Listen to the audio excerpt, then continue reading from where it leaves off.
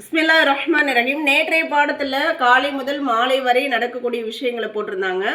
இப்போ நபி ஸல்லல்லாஹு அலைஹி வஸல்லம் அவங்களுடைய மாலை முதல் காலை வரை என்ன அமல்கள்னு போட்டிருக்காங்க. நபி ஸல்லல்லாஹு அலைஹி வஸல்லம் அவர்கள் இஷா தொழுது முடித்தவுடன் தூங்கி விடுவார்கள்.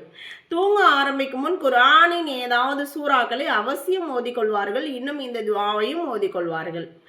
அல்லாஹும்ம பிஸ்மிக அமூது அஹ்யா. பாதி இரவு கழிந்த பிறகு விழித்தெழுந்து இந்த துஆவை ஓதுவார்கள். நல்லா கவனிக்கணும், இரவு முழுவதும் தூங்குறது இல்லை, பாதி இரவு தான் தூங்குறாங்க.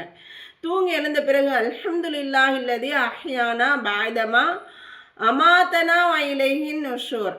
பிறகு தலைமாட்டில் வைக்கப்பட்டிருந்த மிஸ்வாக்கை எடுத்து பற்களை துலக்குவார்கள், உழு செய்வார்கள். இன்னும் வீட்டிலேயே தஹஜ்ஜுத் தொழுவார்கள். நபி அவர்கள் தஹஜ்ஜுத் தொழுகையை தொடர்ந்து தொழுது வந்தார்கள், ஒருபோதும் அதை விட்டதில்லை. நமது நபி ஸல்லல்லாஹு அலைஹி வஸல்லம் அவர்கள் வலது பக்கம் சாய்ந்து வலது கையை வலது கன்னத்தின் கீழ் வைத்து படுப்பார்கள். பயணத்தில் எங்காவது உறங்குவதாக இருந்தால் வலது கையை நிற்க வைத்து அதில் தமது கன்னத்தை வைத்து உறங்குவார்கள். எல்லாமே சுன்னத்தான விஷயங்கள். ஒவ்வொரு சுன்னத்துக்கும் 100 ஷஹீதுடைய அந்தஸ்துகள் கிடைக்கும். அதனால தவறாமல் செஞ்சுவாங்க இன்ஷா அல்லாஹ். தொடர்ந்து நம்ம நபி ஸல்லல்லாஹு அலைஹி வஸல்லம் அவங்களுடைய அந்த வரலாறுகளை எல்லாம் பார்ப்போம் இன்ஷா அல்லாஹ்.